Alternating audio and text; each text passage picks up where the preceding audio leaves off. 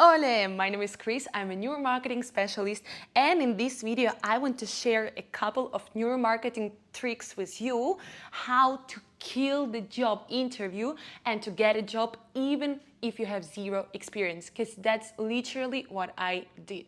So in the previous video I told you that I recently got a new job in a real estate company, but I didn't mention that I've not only gotten a new job, but I've also gotten a new job in one of the best agencies of Barcelona.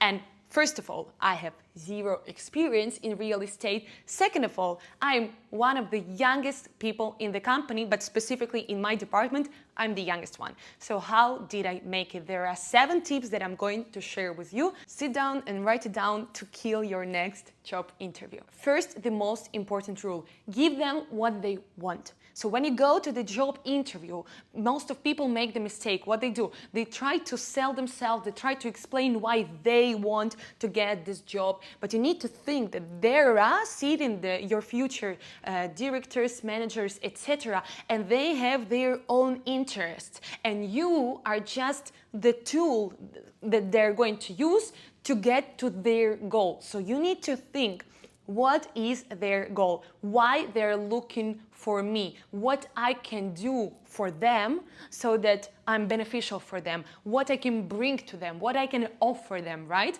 Because in any situation, it should be win-win. Of course, I'm not saying that you should not talk at all about what is your motivation, but you need to speak about your motivation in such a way that subconsciously they understand that they are also winning from this motivation. So it's kind of win-win. For example, when I got to my sales job, I openly said that my motivation is money. I want to earn a shitload of money, and they are interested because the more I sell, the more money they're going to get. So it's perfect. Of course, not for every niche, you can say that. If you're going to get some job with a specific salary each month, if you really right away say, I'm interested in money, maybe they will doubt it, that you're the best fit for the position. So you always need to think, what is this position? What is this company? What are their goals? And how we can do a win-win. Second one, sell yourself. Don't be shy. There is no time to be shy. You need to think that, again, they have hundreds of interviews per day. They have seen hundreds same people like you who come to the interview, say like this and say, yes, I have no experience in real estate. I came and said, yes, I have zero experience in real estate, but I've been all my life in marketing and sales, so I know how to persuade people, I know how to affect people, and it doesn't matter if it's a real estate niche or marketing niche or construction company, etc. That sounds confident. That sounds like, not like, oh my God, I have no experience. That sounds like, I have no experience, but I will do better than anyone who has the experience. You know what I mean? So please don't be afraid, don't be shy. If you don't speak up on your job interview, nobody else would do. There is no way on earth you will get the job if you come like this, because I'm telling you, I'm coming from the world of marketing, and if you ever speak to the client without the confidence that you can bring them the result, they will never pay you money, because people pay you money because they trust you. They believe that you can do something beneficial for them. And if you are speaking in the way that makes them believe that even you are not sure that you can make it, how they will be sure that you can make it. If I'm staying and saying like this, I think I will do a good job, why they would think that I'll do a good job if I'm not even confident in myself? Third tip is actually vice versa. Sell yourself, but not make it too obvious that you are selling yourself. What I mean, on my job interview, I've said like this, yeah, I have some disadvantage. Sometimes I can really work like weekends and at night, but I'm used to this because I've always been an entrepreneur, I've always been working for myself, so I know how to manage my time. So sometimes if for me it's convenient to answer at the evening, I can easily do that. So basically, what do? I kind of say, I have a disadvantage. I'm answering people at night and on the weekends. On the other side, what do I say? Which message I transmit to them? That, whoa, look at me. I've been all my life an entrepreneur. I know how to be responsible for myself. I know how to manage my time. I value clients. So if I have an opportunity, I will go and answer. After all, this is a sale. Because I'm not directly boasting off and saying, you know what, I've been an entrepreneur my whole life. No, I'm playing smart. I'm saying, you know, I have such a problem. I'm all the time answering, all the time working. I'm so used to have my phone all the time with me because I'm an owner of marketing agency. So I've always needed to be with the phone in case something happens. Wow, amazing job. That is exactly the next tip that I want to give you. Be natural. The less, again, play smart. The less importance you put to some important things, the more natural it sounds. So what do I mean? For example, they ask me, why do you think you will succeed with this job? If I say like, well, first of all, because people love me. Second of all, because I've been working in sales my whole life.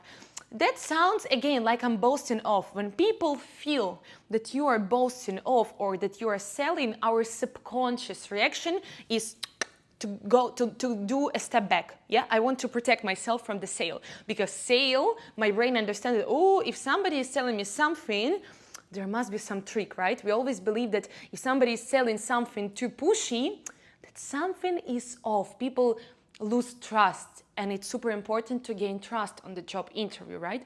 So how many times do I say right? All the time. So when I'm saying, why, Christina, you believe that you will be good fit for this job and you'll be successful? First of all, I believe that I have really good sales skills because I was doing the sales since I was 18 years old, and for my agency, I've been all the time selling everything. Of course, in real estate, there must be some changes that I need to learn, but in overall mode, I clearly understand how to affect people, how to sell, and how to make people happy with the sale. I just created it right now. I didn't prepare this speech at all. But that sounded confident, and at the same time, because I'm giving this, how to say, little teeny point of the truth, right? So like I'm saying, again, as I don't have experience in real estate, maybe I will need to learn something. These already make the trust, because, well, she's not trying to sell us herself and to say that she knows every fucking thing in real estate, because it's not true. I'm not going to lie. They know it, right? But because I'm saying it, again, openly, but at the same time, confidently and calmly, I don't feel shy about the fact that I don't have experience in real estate. They trust me. It sounds natural. The next point, again, coming from the previous one, I already used this trick when I was giving the example. The fifth point is add some proof. What do I mean by that? When I said, I've always been an entrepreneur, I know how to sell to people, I cannot just put this phrase and leave it there, because our brain works in such a way that in order to believe something, we need a proof. So if I just come and say, I'm a good salesperson, no, you wouldn't believe me subconsciously, right? But if I come and say, I'm a good salesperson because I have my marketing agency for 4 years and all the clients that we got were coming through me. I was the one who sold them our services, on top of that, for the price that is higher than average on Ukrainian market. Oh, right away you will trust me, right? Because I gave you the proof. That's how our brain works, so never forget about that. I remember how I used this trick even before I got to neuromarketing, when I was writing my essay for my motivation letter for going to Erasmus, and I wrote, blah, blah, blah, I am super responsible because I have a big family of 5 children and I'm the oldest one. So I'm used to be responsible for other people because I've been doing this my whole life. Right away you would believe me, even if it's not true, even if in reality I was not taking care of my siblings. The next important point is don't be afraid of making a mistake. Vice versa, be confident about it. In my job interview, I think it was the last one, so the most important one, because in total I had 3 job interviews, 3 times with 3 different people. And all 3 times I've done pretty well, as you can see. So at the most important one, at the last one, they asked me if I know the zones of Barcelona. For a real estate job, it's important to know the different districts, right? Main description of different districts. And I literally have no clue. I mean, I know like 4 or 5 districts from Barcelona, but also because I was kind of nervous, I swear to God, I forgot them. I named 2, 3, and then I was like, you know, this moment when you you remember it, but you cannot remember it in any language. I was like, fuck. So I just said, sorry, I'm a bit nervous, so I totally forgot. Literally like that. And guess what? Nobody even paid attention because I was so confident and I said so truly like, look, I'm nervous. Everybody understands that you're nervous when you're in job interview, of course, because if you really want to get this job, you're nervous. It's okay, right? So I just told the truth and I said, I forgot, because this, in fact, is not important at all. This is a hard skill. To sit and learn zones of Barcelona, I can do it in fucking hour. It's not that hard.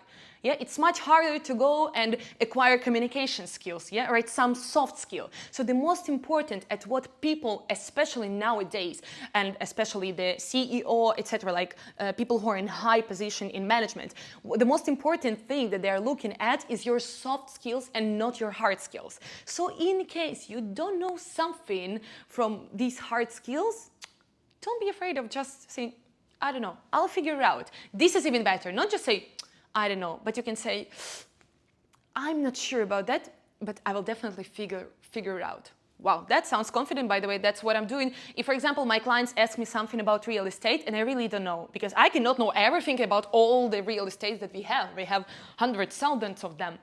So if they ask me something I don't know, I'll say, I will check it out for you. That's it. Finally, the most important tip is tell them something that they will not expect and that they will not forget about you.